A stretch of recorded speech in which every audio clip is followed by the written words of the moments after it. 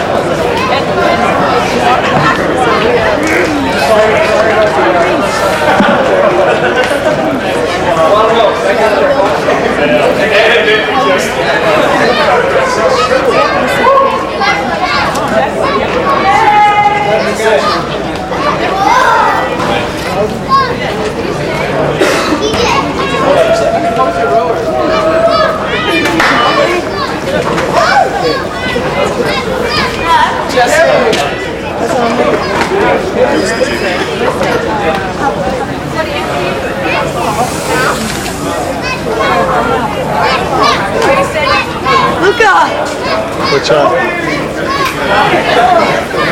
2, hard! Congratulations. Cross. Yeah, Harvard! Oh. Yeah, David! Yeah, Harvard! Nice job. Congratulations. Nice job.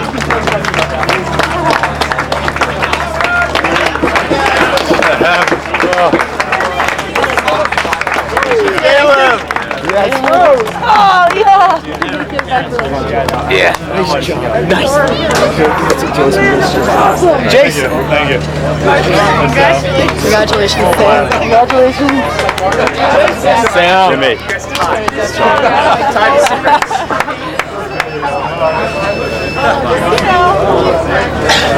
Earlier in the afternoon.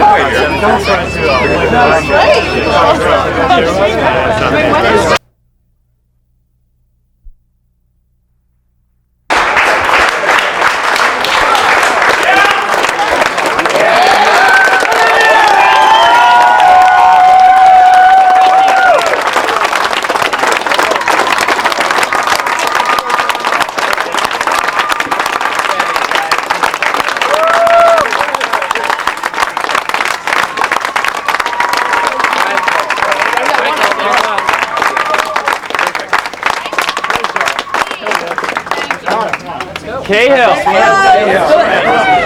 Those are the same race. Did they stagger start here? It's so wet.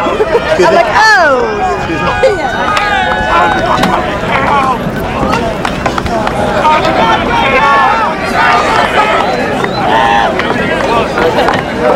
It's waiting for everything.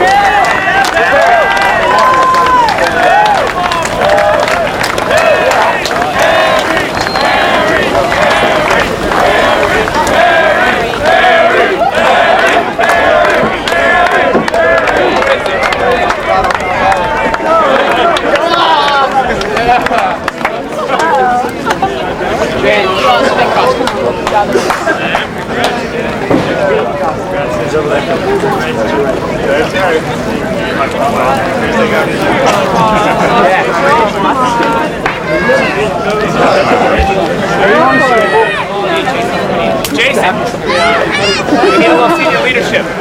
Where's Sam? We're trying to senior job, I think, right now. Hand there. The water's nice.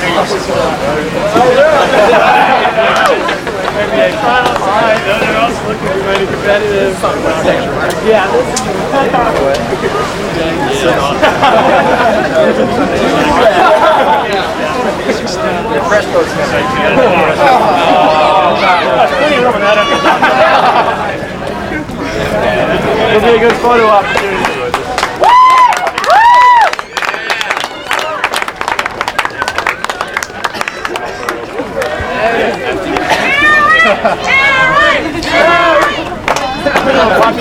Can we just quickly a minute? Daddy. No hugs, no hugs. Congratulations. Nice job, guys.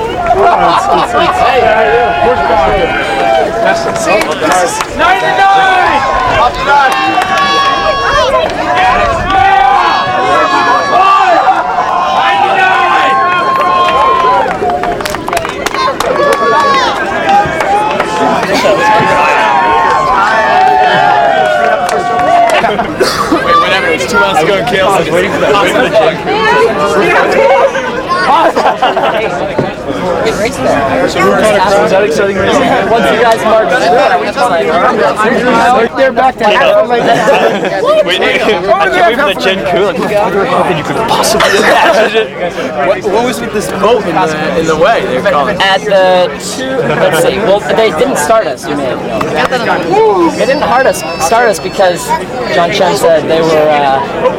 It was unclear what was going on at the 2.5 mile mark, right at the end of the dry docks. They said there's a yellow flag, so we're gonna go check it out. Harry.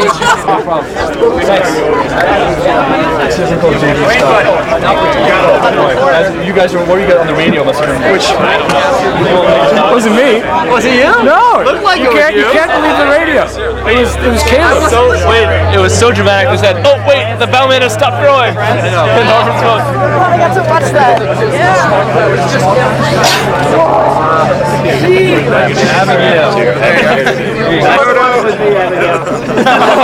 Oh, you sure? Are you gonna watch?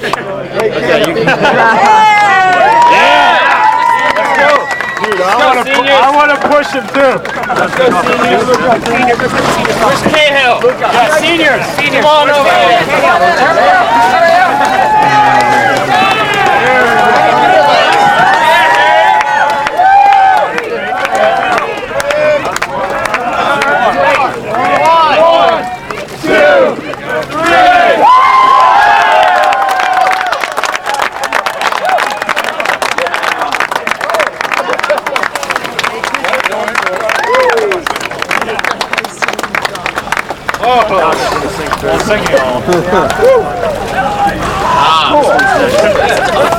It's good crowd.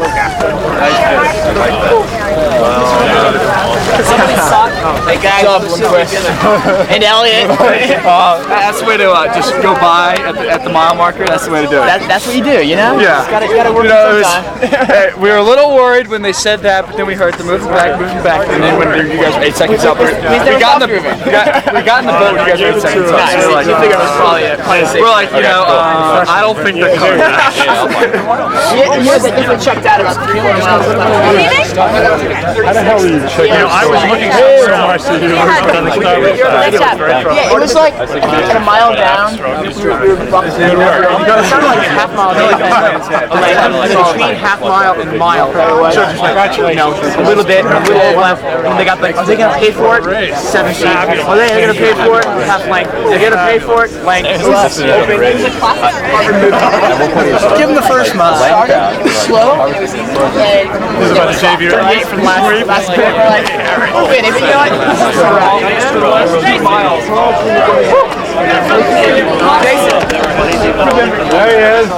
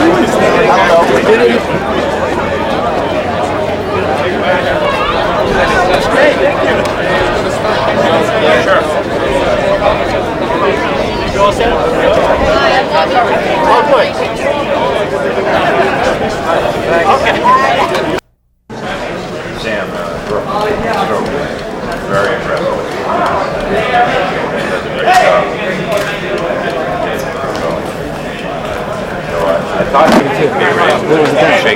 37.6, 37.3. No, far from it.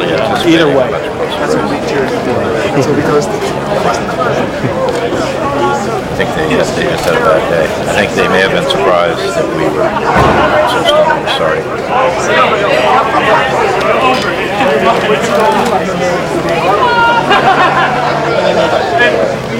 I think the bad day maybe panic a little bit on their part after they saw the start. Possibly. Well, I would say panic, but it may have thrown them off their rhythm a little bit. I think it's, and then once the crew begins to ease away from it, it's really tough. I thought they did a very good job of fighting that for the first 2 miles, but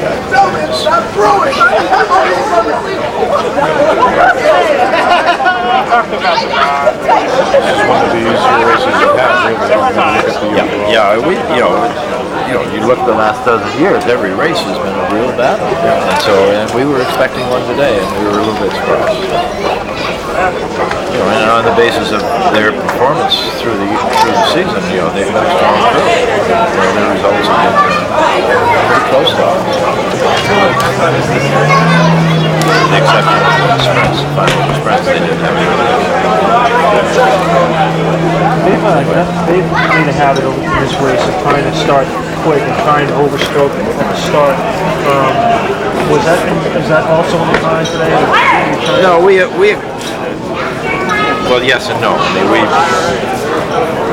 we recognize that pattern, and we expect them to start fast. We just try to make sure that they don't get too much of a lead. We succeeded today. Oh, are you? He was concerned about the buoys, I guess. Oh yeah. Well, yeah, that was the reason for the short delay. Yeah. Because the Navy and the Coast Guard suddenly decided to move some buoys, and we can't. It's totally mystifies us as to why. I mean, we've been trying to get them to move that buoy for the last 2 weeks, and the Navy's been told we can't do it, it's too difficult, and then all of a sudden, in the middle of the race, the regatta, they're out there messing it up. Oh, is that what was going on? Yeah, it was astounding. It's remarkable.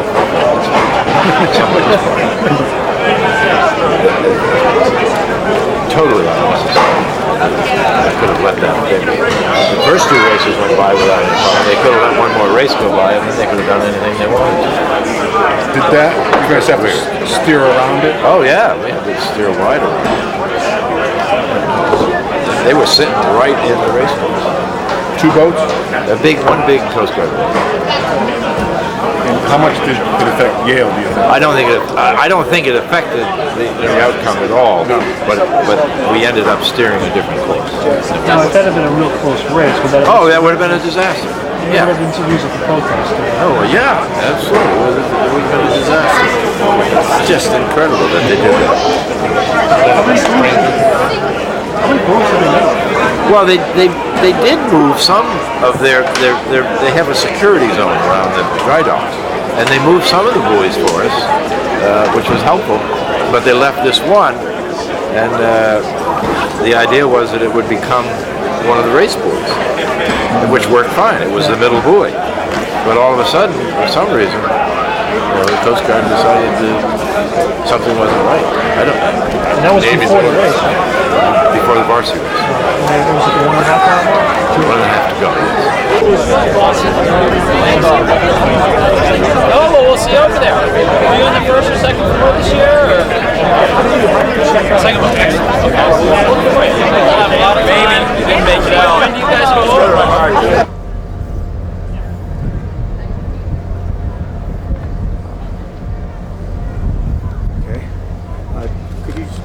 I can see your name on the shirt, but could you tell me your name and your class? My name is Bob McLaughlin, and I am in the Harvard class of 1957. Okay. And you have a special role, don't you, at this point? Can you tell me what that is? Well, I did. I was the chairman of the Harvard-Yale Committee for a 5-year period. You undoubtedly talked to a couple of other chairmen. Now I'm emeritus, as they say. I'm too old to be a chairman. How did you start rowing? Funny story. I knew nothing about the sport. Came from Boston. Went to Harvard and weighed 118 pounds. Liked athletics. Didn't know what I could compete in. And went to the Boston Public Library and got out a couple of books on rowing, which were published in the late 19th century. And were back in 1950, they were incredibly out of date, but nevertheless, I showed up in the fall of 1953, and I went from there. And tell me, when you came to Harvard, tell me your experience there. Well, I was on the crew, the freshman crew, and the JV crew, and the varsity crew. I was there for all 4 years. And what positions did you have? I was a coxswain. That's why I say I weighed 119 pounds. Not anymore, but I did it then. Could you tell me about your coach at that time? The coach was Harvey Love. We were in college at the time when the Yale crew was extremely dominant and went on to win the Olympic gold medal in 1956. The Yale crew was the world's best, in other words. We were not that good, but the coach was a great man. I liked him very, very much. He had a hard job competing against those guys from Yale.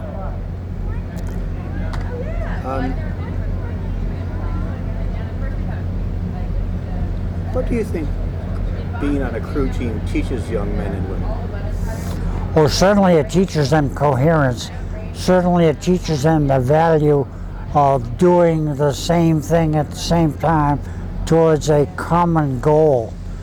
It teaches them togetherness. When you spend that much time with the same 7 or 8 men, the fall, winter, and spring, for multiple years, you come to know them pretty well. I know some of them now as well as I know any people in the world.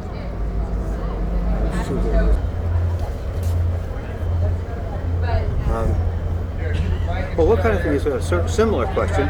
What do you think drives young men and women to take part in this very brutal sport? I think a drive to excel, but I think it also has to do with the coach. The coach is the driver. He is the inspiration, as we see here today, as the record in this event shows. Year in, year out, the coach has provided the inspiration for the crew. Some of the people we've talked to have felt that their experience here at Gales Ferry and Red Top were sort of defining moments of their lives. What do you think about that? I think that's right. I agree with that.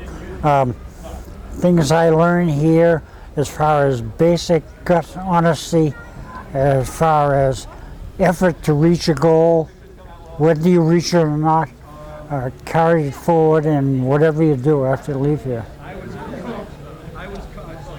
Can you tell me any high points of your experience as a Harvard rower? Well, the highest point, somebody asked me that earlier, the highest point was beating Yale here as a freshman. It was the only time we won, but we did win, and I was elated. It was the first time I'd ever seen the river here. It was a downstream race. Those were the days when there were lots of boats around at the finish line. It was to me a very big deal.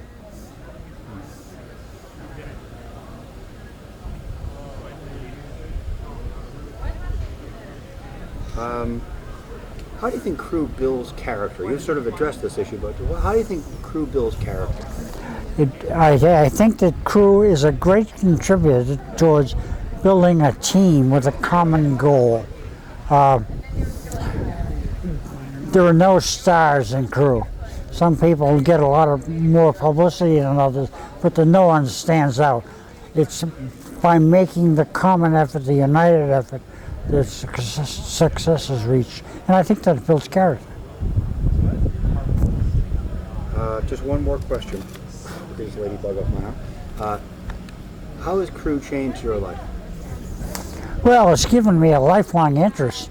I graduated from Harvard in 1957, and this is 2001, and I've been where we are almost every year since then, as well as many other rowing events in various other places, and maintained my interest in it and my friendship with the people that I've met here from both Harvard, and I've made a lot of friends from Yale and other places that I value very highly. It's changed my life a lot.